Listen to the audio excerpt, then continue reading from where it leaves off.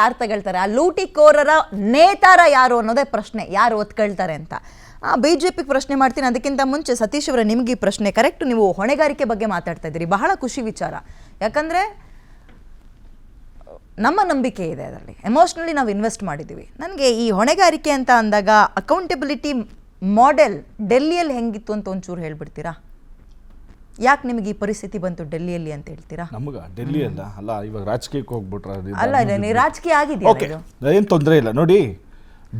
ರಾಜಕೀಯ ಆಗಿಲ್ಲ ಅಂತ ಅಲ್ಲ ಡೆಲ್ಲಿದು ನೀವು ಆ ತರ ಕೇಳಿದ್ರೆ ಡೆಲ್ಲಿ ಸಿನಾರಿಯೋ ಯಾವ ತರ ಕೇಳಬೇಕು ಸರ್ ನಿಮಗೆ ಬೇಕಾದ? ಅಲ್ಲ ಹಂಗೇಳಿದ್ದು ನಾನು. ಇವಾಗ ದೇವಸ್ಥಾನದ ಟಾಪಿಕ್ ಇತ್ತಲ್ಲ, ಡೆಲ್ಲಿಯಲ್ಲಿ ನಮಗೆ ವೈಯಕ್ತಿಕವಾಗಿ ಅದು ಹೇಳೋಣ, ತೊಂದರೆ ಏನಿಲ್ಲ, ನಾವೆಲ್ಲ ಪ್ರಶ್ನೆನೂ ಸ್ವೀಕಾರ ಮಾಡ್ತೀವಿ. ಭ್ರಷ್ಟಾಚಾರ ಹೆಂಗಿತ್ತು? ಈಗ ನಿಮಗೆ ಭ್ರಷ್ಟಾಚಾರದ ವಿಚಾರವಾಗಿ ಆಲ್ರೆಡಿ ಕೋರ್ಟ್ ಉತ್ತರ ಕೊಟ್ಬಿಟ್ಟಿದೆ. ಕೇಜ್ರಿವಾಲ್ ಅವರು ಯಾವುದೇ ರೀತಿ ಇನ್ವಾಲ್ವ್ ಇಲ್ಲ, ಮತ್ತೆ ಅವ್ರನ್ನ 18ನೇ ಆರೋಪಿಯಾಗಿ ಸೇರಿಸಿರೋದು, ಅವರೇನು ಪ್ರೈಮ್ ಅಕ್ಯೂಸ್ ಆಗಿ ನಿಂತಿರ್ಲಿಲ್ಲ.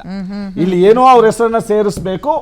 ಈ ನೋಡಿ, ಇವತ್ತು ಒಂದು ಬಿಜೆಪಿ ಹಿಂದೂ ಹೆಸರಿನಲ್ಲಿ ರಾಜಕಾರಣ ಮಾಡ್ತಿದೆ, ಇನ್ನೊಂದು ಕಾಂಗ್ರೆಸ್ ಬಂದು ಮುಸ್ಲಿಮರ ಓಲೈಕೆ ರಾಜಕಾರಣವನ್ನ ಮಾಡ್ತಾ ಇರ್ತಕ್ಕಂಥ ಶುರು ಮಾಡ್ತು. ಹೇಳಿ ಏನಂತ ಹೇಳ್ಕೊಂಡ್ ಬಂದ್ರಿ ನೀವು? ನಾವು ಭಾರತೀಯರು ಹೌದೌದು ಭಾರತೀಯರು ಗುಡಿಸ್ತೀವಿ ಅಂತ. ಹೌದೌದು. ಯಾಕೆ ಸರ್ ಒಳಗೋಗಿದ್ರಿ ನೀವೆಲ್ಲ? ಅಂದ್ರೆ ನಿಮ್ ಏನ್ ಕೇಸ್ ಬಂದಿತ್ತು? ಅಪರಾಧ ಮಾಡಿದ್ದಾರೆ, ಸುಳ್ಳು ಕೇಸ್ ನಿಮ್ಮೇಲೂ ಹಾಕ್ಬೋದು. ನಾಳೆ ಏನಾದ್ರು ನೀವು ವ್ಯತಿರಿಕ್ತವಾಗಿ ಮಾತಾಡಿದ್ರೆ ನಿಮ್ಮೇಲೂ ಕೇಸ್ ಬೀಳ್ತದೆ. ನ್ಯಾಷನಲ್ ದೇಶದ್ರೋಹಿ ಇದ್ರ ಮೇಲೆ, ಸೆಕ್ಯೂರಿಟಿ ಆಕ್ಟ್ ಮೇಲೆ, ಥ್ರೆಟ್ ಮೇಲೆ ನಿಮ್ಗೆ ಹಾಕ್ತಾರೆ. ಇವಾಗ ನೀವು ಕುತ್ಕೊಂಡು ಏನೋ ಜಾಸ್ತಿ ಏನಾದ್ರು ಇದ್ರ ಬಗ್ಗೆ ಮಾತಾಡಿದ್ರೆ ನೀವೇನೋ ಕೈಗಂಡು ಗುರಿ ಆದ್ರೆ ನನ್ ಮೇಲೂ ಹಾಕ್ತಾರೆ. ಬಿಜೆಪಿ ನೋಡಿ ಇವತ್ತು ಇಡೀ ಮಂಜುನಾಥ್ ಅಂತ ಬೆಳಗಾವಿ ಅಧಿಕಾರಿನ ಹುಡ್ಕೊಂಡು ಬಂದಿದೆ ಇಡಿ. ನೋಡಿ ಇಡಿ ಅಲ್ಲಿಂದ ಬೆಳಗಾವಿಯಲ್ಲಿ ಅಲ್ಲ ತಪ್ಪು ಮಾಡಿದ್ರೆ ಅಲ್ಲಿ ಗೊತ್ತಾಗ್ತದೆ. ಸಾವಿರಾರು ಕೋಟಿ ದುಡ್ಡು ಬಂದಿದ್ದ ಜಾಗದಲ್ಲಿ ಇಡಿ ಹೋಗಲ್ಲ, ಸಿಬಿಐ ಹೋಗಲ್ಲ, ಇಲ್ದೇ ಇರೋ ಅಬಕಾರಿ ಗೋವಿಂದರಾಜ್ ಅವರೇ ಕೆಡಿಸ್ಬೇಡಿ. ಅವರು ಅಷ್ಟೇ ಹೇಳ್ತಾ ಇದ್ದಾರೆ, ಡೆಕೋರಂ ಮೇಂಟೈನ್ ಮಾಡಿ ನಮಗೆ ಅವಕಾಶ ಕೊಟ್ಟ ನೀವು ಮಾತಾಡಿದ್ರೆ ನಾವು ಸುಮ್ಮನೆ ಕೂತ್ಕೋತೀನಿ, ಕೇಳೋಣ. ಅವ್ರು ಮೇಡಮ್ ಇವಾಗ ಗಂಭೀರವಾಗಿ ಕೇಳಿದಾಗ ನಾವು ಅದಕ್ಕೆ ಉತ್ತರ ಕೊಡ್ಬೇಕು. ನಾವು ತಪ್ಪಿತಸ್ಥರಾಗಿ ನಿಂತ್ಕೊಳಕ್ ಬಂದಿಲ್ಲ ಇಲ್ಲಿ. ನೋಡಿ ನಿಮಗೆ ಆ ಅಕೌಂಟಬಿಲಿಟಿ ಅಂತಕ್ಕಂಥದ್ದು ಇವ್ರಿಗಿಲ್ಲ. ಇಡೀ ಅಲ್ಲಿಂದ ಹುಡ್ಕೊಂಡು ಬಂದ್ಬಿಡುತ್ತೆ ಎಲ್ಲಾ ರಾಜ್ಯದಲ್ಲಿರೋ ಅಧಿಕಾರಿಗಳು. ಇವರು ನೋಡಿ ಎಲ್ಲೂ ಯಾರು ಗುತ್ತಿಗೆ ತಗೊಂಡ್ರು, ಯಾರ್ಯಾರು ಇದು ಅಲ್ಲಿಗೆ ಬಂದು KAS ಆಫೀಸರ್ ವರ್ಗೂ ಹಿಡಿತಾರೆ. ಇವ್ರಿಗೆ ಆ ಡೆಲ್ಲಿ ಪಕ್ಕದಲ್ಲಿ ಇರ್ತಕ್ಕಂಥ ಉತ್ತರ ಪ್ರದೇಶದ ಅಯೋಧ್ಯದಲ್ಲಿ ಇಷ್ಟೆಲ್ಲ ಆಗ್ತಾ ಇರೋದು ಗೊತ್ತಿಲ್ಲ. ಕಂಪ್ಲೇಂಟ್ ತಗೊಂಡು ಇದು ಮಾಡಿ 18 ದಿವಸ ಆದ್ರೂ ಇವ್ರು ಕಂಪ್ಲೇಂಟ್ ಅನ್ನ ತಗೊಂಡಿಲ್ಲ ಅಂದ್ರೆ ಹೆಂಗೆ ಪರಿಸ್ಥಿತಿ ಆಗಿದೆ ಅಂದ್ರೆ, ಇವತ್ತು ಗೊತ್ತು ಬಿಜೆಪಿನ ಯಾರು ಹೋಗಿ ಸೇರ್ತಾ ಇದ್ದಾರೆ, ದೇಶದಲ್ಲಿ ಕಳ್ಳರು ಸುಳ್ಳು ಮತ್ತೆ ಯಾರನ್ನ ಥೂ ಛೀ ಅಂತ ಉಗಿದಿರ್ತಾರೆ ಅವ್ರನ್ನೇ ಕರ್ಕೊಂಡು ಇಟ್ಕೊಂಡು ಅಧಿಕಾರ ಮಾಡಿದ್ರೆ ಇವರಲ್ಲಿ ಯಾವ ಅಕೌಂಟಬಿಲಿಟಿ ಬರ್ತದೆ? ಇವತ್ತು ಆಮ್ ಆದ್ಮಿ ಪಾರ್ಟಿ ಉತ್ತಮವಾದ ಕೆಲಸ ಮಾಡ್ತಿದೆ, ಇವ್ರಿಗೆ ಬಿಜೆಪಿನವ್ರಿಗೆ ಕಾಂಗ್ರೆಸ್ ಸುಲಭದ ತುತ್ತು. ಇವತ್ತು ಬರ್ಕೊಡ್ತೀನಿ, ನೀವು ಬದುಕಿದ್ರೆ ಮುಂದಿನ 50 ವರ್ಷ ಆದ್ರೂ ನಾನು ಹೇಳ್ತೀನಿ, ಹಿಂದೂ ಮುಸ್ಲಿಂ ಅಂತ ಜನಗಳಿಗೆ ತೋರಿಸಿ ಇಲ್ಲಿ ಮಾಡ್ತಕ್ಕಂಥ ಅಭಿವೃದ್ಧಿ ಕಾರ್ಯಗಳನ್ನ ಕೆಡಿಸ್ತಾ ಇದ್ದಾರೆ. ದೇಶದ ಜನಗಳನ್ನ ಡೈವರ್ಟ್ ಮಾಡಿ ಒಂದು ಪ್ರಾಮಾಣಿಕತೆ ಅಂತಕ್ಕಂಥದ್ದು ಮಿಸ್ ಮಾಡ್ತಾ ಇದ್ದಾರೆ. ಅಂಥದ್ರಲ್ಲಿ ಅರವಿಂದ್ ಕೇಜ್ರಿವಾಲ್ ಅವರು ಸಮರ್ಥವಾಗಿ ನಿಭಾಯಿಸಿದ್ದಾರೆ. ಯಾವ ಆಡಿಟ್ ರಿಪೋರ್ಟ್ ನೀವು ತೋರಿಸ್ತೀರಾ? ಯಾವ ಒಂದು ಅಬಕಾರಿ ಹಗರಣ ನಡೆದಿದೆ? ಎಷ್ಟು ರೂಪಾಯಿ ಹಣ ನಾವೇನೋ ಫಂಡ್ ಹಾಕೊಂಡಿದೀವಿ ಅಂದ್ರೆ ಲೀಗಲ್ ಆಗಿ ನಮ್ಮ ಆರೋಪಿ ಹತ್ರ ನಮ್ಮ ಹೆಸರಲ್ಲಿ ಹೇಳ್ಕೊಂಡು ಯಾರು ಆರೋಪಿ ಬಂದ್ರು ಅವ್ರ ಹೆಸರಿಂದ ಬಿಜೆಪಿ ಪಾರ್ಟಿಗೆ ಫಂಡ್ ಹೋಗಿದೆ. ಇವತ್ತು ನೀವು ಸಾಬೀತ್ ಮಾಡಿ. ನಾವೇನೋ ಒಂದು ಚಿಲ್ಲರೆ ಕಾಸು ಲಾಬಿ ಮಾಡಲ್ಲ ನಾವು ಮೇಡಮ್, ಇದೆಷ್ಟೋ ಜನಕ್ಕೆ ಗೊತ್ತಿಲ್ಲ ಭಾರತೀಯರಿಗೆ. ನಾವು ಒಂದು ಪೊಲಿಟಿಕಲ್ ಲಾಬಿಯಿಂದ ಫಂಡ್ ತಗೊಳ್ಳಲ್ಲ ನಾವು. ನೀವು ಯಾವ್ದಾದ್ರು ಸಾಬೀತು ಮಾಡಿ. ಇವತ್ತು 30 ಕೋಟಿಯಲ್ಲಿ ಪಕ್ಷ ನಡೆಸ್ತಾ ಇದೀವಿ ನಾವು. ಜನ ಇರೋ ಕಚೇರಿ ಅಥವಾ ಆಫೀಸ್ ಅಲ್ಲೇ ಆಡಿಟರ್ ಅಂತ ಇರ್ತಾರೆ. ಆಡಿಟ್ ಕರೆಕ್ಟ್ ಆಗಿ ಮೇಂಟೈನ್ ಆಗಿದೆಯಾ, 1 ರೂಪಾಯಿ ಹೆಚ್ಚು ಕಡಿಮೆ ಆದ್ರೂ ಕೂಡ ಕೊರಲ್ಪಟ್ಟು ಇಟ್ಕೊಂಡು ನಿಂತ್ಕೊಂಡು ಎಲ್ಲಿ ಹೋಯ್ತು ಹೇಳು ಅಂತ ಕೇಳ್ತಾರೆ. ಅಂತದ್ರಲ್ಲಿ ದಿನಕ್ಕೆ ಕೋಟ್ಯಾಂತರ ರೂಪಾಯಿ ಕಾಣಿಕೆ ಬರುತ್ತೆ ಸ್ವಾಮಿ. ಇಲ್ಲಿ ತನಕ ಆಡಿಟರ್ ಗಮನಕ್ಕೆ ಬಂದಿಲ್ವಾ? ಅಥವಾ ನಿದ್ರೆಗಿದ್ರೆ ಮಾಡ್ತಾ ಇದ್ನ ಮನುಷ್ಯ? ಯಾರು ಈ ಲೂಟಿಕೋರ್ರ ಹೊಣೆಗಾರಿಕೆಯನ್ನು ಯಾರು ತಗಂತಾರೆ? ಮೋದಿನ, ಯೋಗಿ ಅವರ? ನೋಡಿ ಇವತ್ತು ಅಲ್ಲಿ ಶ್ರೀರಾಮ ಜನ್ಮ ತೀರ್ಥ ಟ್ರಸ್ಟ್ ಅಂದ್ಬಿಟ್ಟು ಏನು ಇದೆ, ಆ ಟ್ರಸ್ಟಿನ ಇರ್ತಕ್ಕಂಥವ್ರೆ ಜವಾಬ್ದಾರಿ ಇರ್ತಕ್ಕಂಥ. ಯಾಕೆಂದ್ರೆ ಆ ಮ್ಯಾನೇಜ್ಮೆಂಟ್ ಇದೆ, ಆ ಮ್ಯಾನೇಜ್ಮೆಂಟ್ ಹೇಗೆ ನಡೆಸಬೇಕು ಅಂತಂದು ಅಲ್ಲೊಂದು ಲೋಪ ಆಗಿದೆ ಅಂದ್ರೆ ಸರಿಯಾದ ಸೂಕ್ತ ಕ್ರಮ ಜರುಗಿಸ್ತಾರೆ. ಆದ್ರೆ ಯಾರ್ಯಾರು ಒಳಗೊಂಡಿದ್ದಾರೆ ಒಂದು ಲೋಪನೇ ಮೇಡಮ್. ನಾವು ಹೇಳ್ತಾರಲ್ಲ ನಂಬಿಕೆ ದ್ರೋಹ.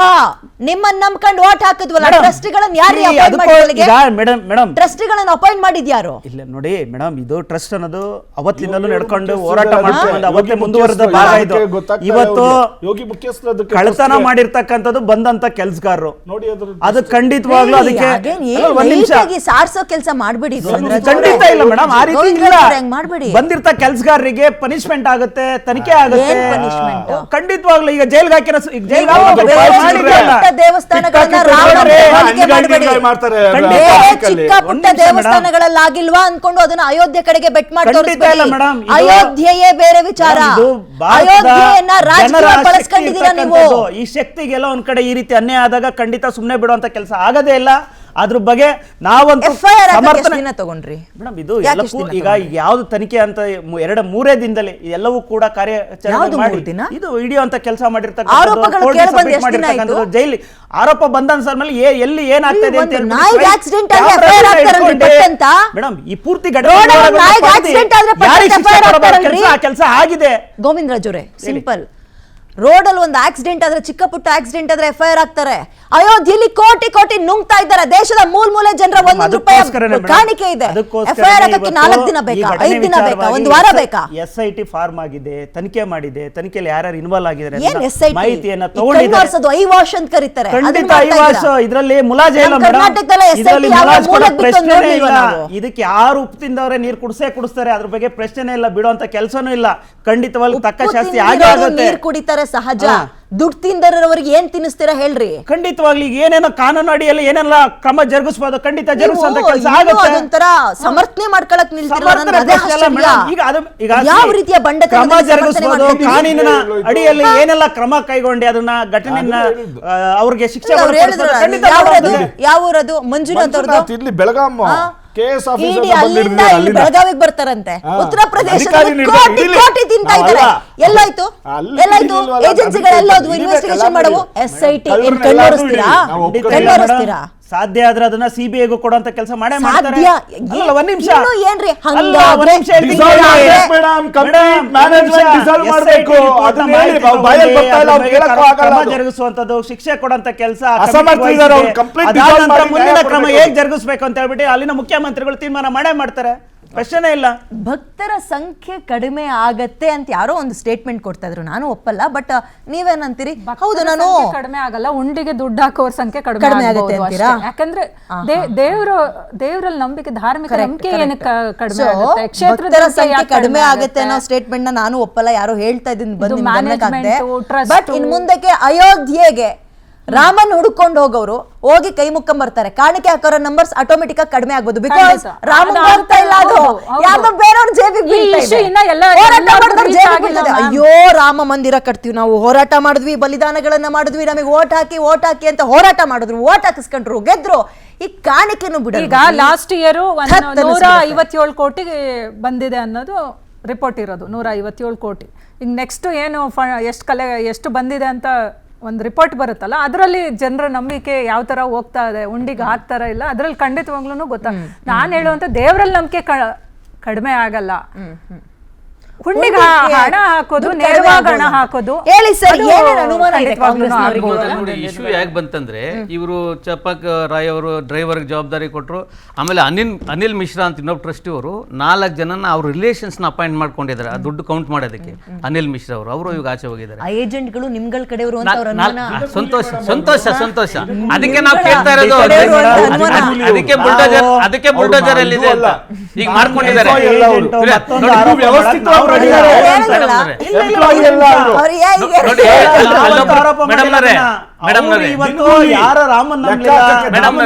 ಅಲ್ಲೊಬ್ರು ಕ್ಲರ್ಕ್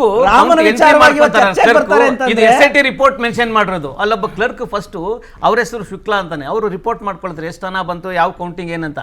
ಅವರು ಈ ತರ ಅನ್ಯಾಯ ಆಗ್ತಾ ಇದ್ದಾರೆ, ದೋಸ್ತಾ ಇದ್ದಾರೆ, ಈ ತರ ಕಳ್ಳರು ಸೇರ್ಕೊಂಡಿದ್ದಾರೆ ಗೊತ್ತಾಗಿ ಅವ್ರು ಯಾರಿಗೆ ಹೋಗಿ ರಿಪೋರ್ಟ್ ಮಾಡಿದ್ದಾರೆ, ಆ ಚೀಫ್ ಯಾರು ಚಂಪತ್ ರಾಯ್ಗೆ ಹೋಗಿ ರಿಪೋರ್ಟ್ ಮಾಡಿದ್ದಾರೆ. ಸರ್ ಹಿಂಗಿದೆ 4 ಜನ ಸೇರ್ಕೊಂಡು ಉಂಡಿದ್ದು ಕೌಂಟ್ ಮಾಡುವಾಗ ಈ ತರ ಮೋಸ ಮಾಡ್ತಾ ಇದ್ದಾರೆ, ನಾನು ಎಂಟ್ರಿ ಮಾಡ್ಕೊಳ್ಳೋದೊಂದು, ಅವ್ರು ಕೌಂಟ್ ಮಾಡೋದೊಂದು, ಇದನ್ನ ದಯವಿಟ್ಟು ನೀವು ಗಮನಿಸಿ ಅಂತ ಅವ್ರಿಗೆ ಎಂಟ್ರಿ ಮಾಡಿದ್ರೆ ವೆರಿ ನೆಕ್ಸ್ಟ್ ಡೇ ಅವ್ರ ಆ ಸೀಟಲ್ಲಿ ಇಲ್ಲ, ಅವ್ರ ಬದಲು ಬೇರೆಯವ್ರನ್ನ ತಂದು ಹಾಕಿದ್ದಾರೆ. ಇದು ಪ್ರಶ್ನೆ. ಎರಡನೇದೇನಂದ್ರೆ ಇಲ್ಲ ಒಂಚೂರು ಈ ಕಡೆ ಯಾವ ರೀತಿ ಮರ್ಯಾದಾ ಪುರುಷೋತ್ತಮರ ಜಾಗದಲ್ಲಿ ಮರ್ಯಾದೆ ಇಲ್ಲದೆ ಕೆಲಸ ಕೊಟ್ಟಿದ್ದೀರಿ ಅಂತ. ಅಲ್ಲಲ್ಲ, ಕೇಳಿಸ್ಕೊಳ್ಳಿ, ಸ್ಟೇಟ್ಮೆಂಟ್ ಏನ್ ಗೊತ್ತಾ? ಒಂದ್ ಸೆಕೆಂಡ್.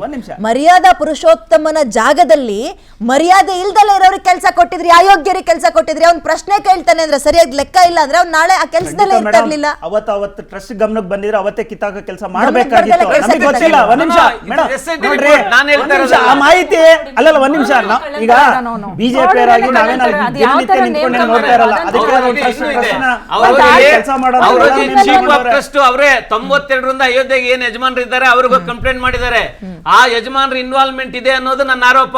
ಕಂಪ್ಲೇಂಟ್ ಮಾಡಿದ ತಕ್ಷಣ ಅವ್ರೇನ್ ಹೇಳ್ತಾರೆ, ನೆಕ್ಸ್ಟ್ ಡೇ ಇವ್ರ ಸೀಟಲ್ಲಿ ಬೇರೆಯವ್ರು ಬಂದು ಕುತ್ಕೊಂಡಿರ್ತಾರೆ, ಆಮೇಲೆ ಇದು FIR ಆಗೋದು. ಈಗಲೂ ನಂದೇನು ಆರೋಪ ಗೊತ್ತಾ, FIR ಆಗಿ ಪೊಲೀಸರು ಅವನ್ನ ಅರೆಸ್ಟ್ ಮಾಡ್ಬೇಕಾದ್ರು ಚಂದನ್ ರೈನ, ಇವರು ರಿಸೈನ್ FIR ಆಗಿ ಇನ್ನೇನು ಸಾಯಂಕಾಲ FIR ಆಗುತ್ತೆ, ಅವ್ರ ಹೆಸರಿಲ್ಲ FIR ಅಲ್ಲಿ ಇವತ್ತು. Who is chief of that organisation, ಅವ್ರ ಹೆಸರಿಲ್ಲ ಇವತ್ತು, ಚಂದನ್ ರಾಯ್ ಹೆಸರಿಲ್ಲ FIR ಅಲ್ಲಿ. ಅವ್ರನ್ನ FIR ಮಾಡಿ ಇನ್ನೇನು ಅರೆಸ್ಟ್, ಬೇರೆಯವ್ರನ್ನ ಅರೆಸ್ಟ್ ಮಾಡ್ತಾರೆ, ಹಾಫ್ ಅನ್ ಅವರ್ ಮೊದಲೇ ರಿಸಿಗ್ನೇಷನ್ ಮಾಡ್ದಂಗೆ ಮಾಡಿ ಅವ್ರನ್ನ ಸೇಫ್ ಆಗಿ ಇಟ್ಕೊಂಡಿದ್ದಾರೆ. ಆ ವ್ಯಕ್ತಿನ ಅರೆಸ್ಟ್ ಮಾಡಿ ಇನ್ವೆಸ್ಟಿಗೇಷನ್ ಮಾಡಿದ್ರೆ ರಾಜೀನಾಮೆ